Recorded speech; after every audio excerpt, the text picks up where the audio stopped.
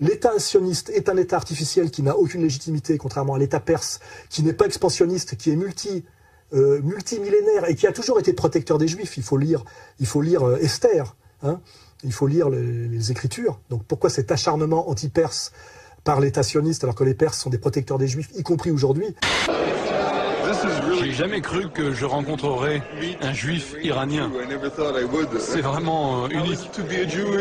C'est comment d'être juif en Iran? Vous devez vous rappeler que les juifs vivent en Iran depuis plus de 30 siècles. Alors ce n'est pas un phénomène exceptionnel. En fait, ce sont souvent les médias qui racontent n'importe quoi. Nous sommes en sécurité à 100%, dit ce médecin président de la communauté juive d'Iran. Les autorités protègent nos synagogues et nos lieux saints. 22 000 juifs vivent aujourd'hui en Iran. C'est 4 fois moins qu'avant la révolution islamique de 1979. Mais malgré les envolées anti-juives du président, la communauté vit paisiblement, jouissant d'un statut de minorité religieuse et même d'un siège au Parlement. La minorité juive d'Iran n'est absolument pas persécutée et est présente au Parlement et vit en paix et en bonne intelligence.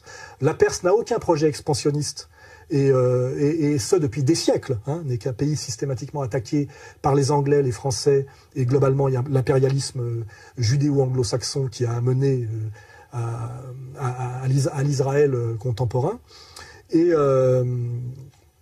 Et donc nous sommes bien là dans une inversion totale de la réalité des faits. Et nous sommes donc face à une troisième guerre mondiale absolument pas nécessaire, déclenchée sous un faux prétexte par l'oligarchie mondialiste pour cacher sa faillite bancaire, rebondir économiquement alors qu'elle est en faillite, ne pas être prise comme responsable de la crise mondiale, accéder au plein pouvoir mondialiste à travers le Grand Israël, qui est un projet oligarchiste mondialiste et pas un projet des pionniers et du petit peuple israélien.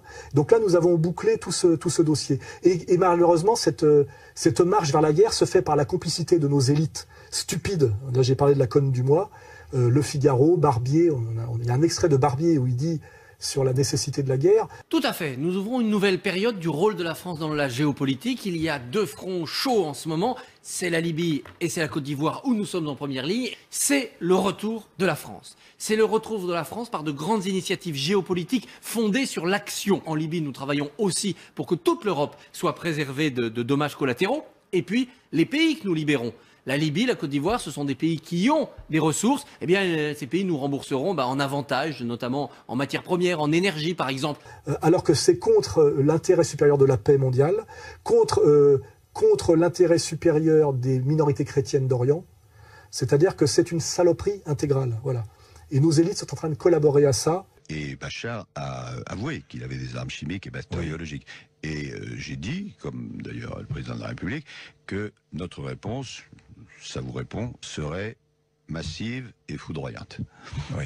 S'il utilise des armes chimiques. Donc nous discutons de cela, notamment avec les partenaires américains et anglais, et tout ça est suivi au jour le jour, monsieur Bourdin. Vous passerez d'un feu vert de l'ONU, forcément, puisque la Chine et la Russie... c'est foudroyant, et si le risque s'avérait, c'est-à-dire si on voit qu'il y a des mouvements sur ces armes, à ce moment-là, évidemment... À la moindre utilisation d'une arme chimique... Je vous dis, massive et foudroyante. Massive et foudroyante. Ça veut dire bombardement, ça veut dire destruction... ça veut dire qu'il n'aura pas la possibilité de le faire. Il n'aura pas la possibilité de le faire. Et là, tout le monde est d'accord. Oui, je crois. Américains, tous les Occidentaux sont d'accord. Je crois. Bien. Ce qui est un scandale absolu, un scandale qui vaut que je mette ma vie en danger en dénonçant tout ça. Car il faut bien comprendre qu'en disant tout ce que je dis là, je mets réellement ma vie en danger.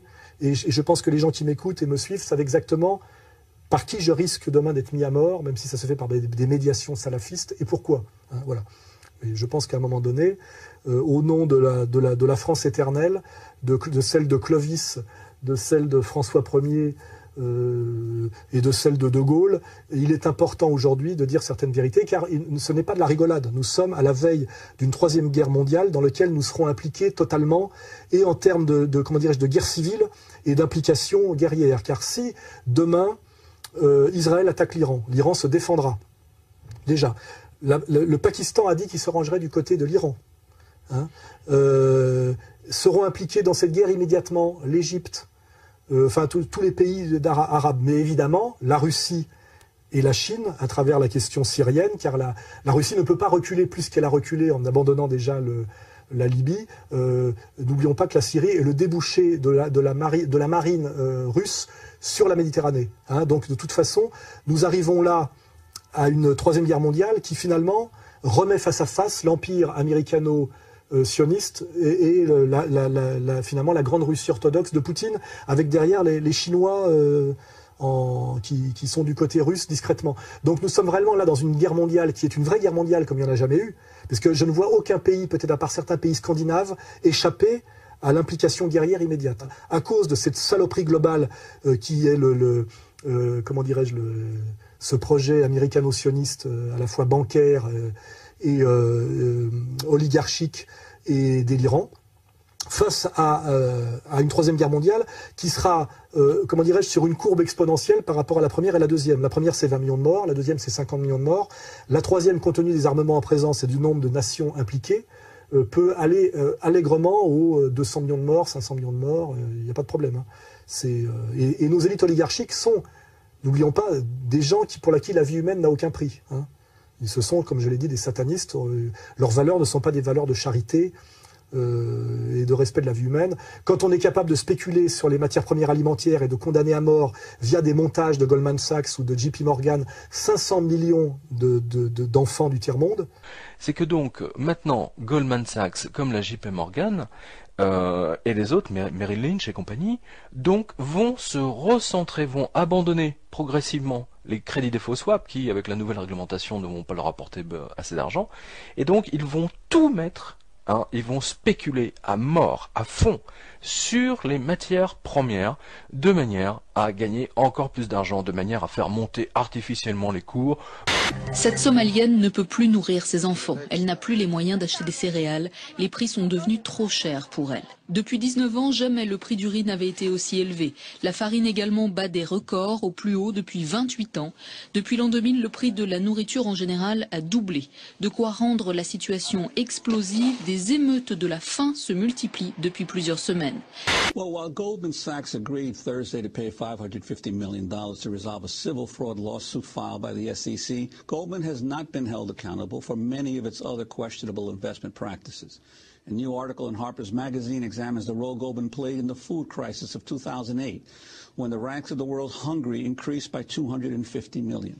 The article is titled "The Food Bubble: How Will Wall Street Starve Millions How Wall Street Starved Millions and Got Away with It." And really, let's be honest here, it wasn't just Goldman, it was Goldman, and it was Bayer, and it was AIG, and it was Lehman, it was Deutsche, it was all across the board, JP Morgan Chase. What these banks were able to do in commodity markets, really, which reached its peak from 2005 to 2008 in what is now known as the food bubble. And as Juan points out, this is unconscionable what happened in the sense that their speculation and their restructuring of these commodity markets pushed 250 million new people into food insecurity and starving and brought the world total up to over 1 billion people. This is the most abysmal total in the history of the world.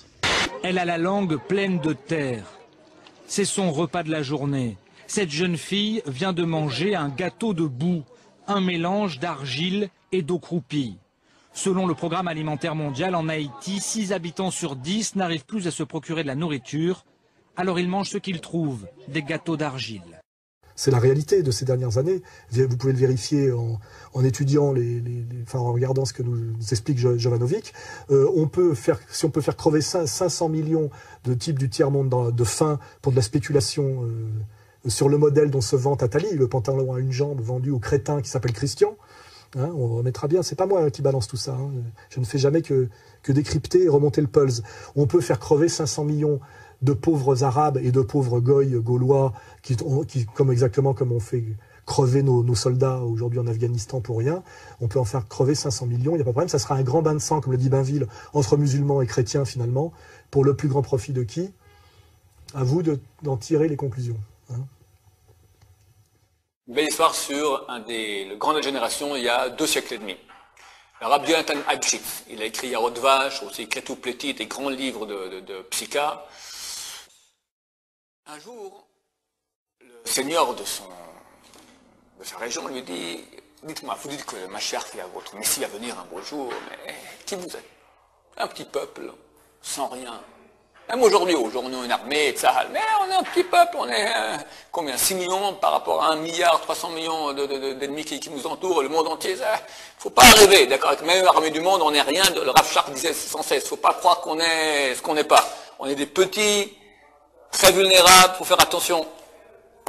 Alors comment lui dit, plus forte raison à l'époque, on n'avait rien du tout, on était un peuple en exil. Votre Messie viendra, il y a des armées, l'armée prusse, l'armée russe, l'armée française, l'armée britannique, des immenses grandes armées. Comment votre Messie viendra, comment il va faire la guerre, comment il va montrer qu'il sera un grand? Du coup, je te montre, dis à tous tes seigneurs, dans 3 jours, on va faire un concours de combat de coqs. Que chacun prépare bien son coq, on verra qui sera vainqueur. Moi, je mènerai mon coq aussi, on verra. Je te montrerai que moi, je serai le vainqueur. Ah ouais? Ok, très bien. Le roi envoie des édits spéciaux à tous ses seigneurs. Venez, dans 3 jours, chacun amène son coq de combat le plus fort, et on va voir maintenant qui va gagner. Après 3 jours, les trompettes, les drapeaux, tous les seigneurs qui sont là, et le roi s'installe, et chaque seigneur amène son coq, des coqs flamboyants, des coqs cruels, forts, puissants. Et le roi vient, il sort un coup de son sac comme ça, un petit coq, tout freluquet, tout tremblotant. Les seigneurs là se regardent en faisant des sourires, des coups d'œil comme ça, ils rigolent déjà. Bon, les trompettes sonnent, le roi ordonne que le combat commence. On jette les coqs dans l'arène. Et le combat commence. Les coqs l'un sur l'autre, ils se griffent, ils se mordent, ils se griffent. Le petit coq du rap, il va se cacher dans un petit coin comme ça, il fait rien du tout. Et à la fin du combat, tous les coqs sont morts, et le petit coq qui sort comme ça, tout penaud, vivant. C'est marqué dans les textes qu'à la fin des temps, il y aura une grande guerre dans le monde. On n'est pas prophète ni fils de prophète. C'est vrai que tout le monde sent un peu que c'est pour bientôt. On ne sait pas quand ça se passera. C'est marqué très clairement qu'il y aura une grande guerre entre l'Occident et l'Orient. Je rajouterai même un petit truc que j'ai pas... C'est marqué dans les écrits de Rabbi Yoshua Eshel Meapta qu'à la fin des temps, les peuples voudront faire la guerre entre eux. Mais ils verront que s'ils font la guerre entre eux, le seul qui va en profiter en fait, c'est le peuple d'Israël.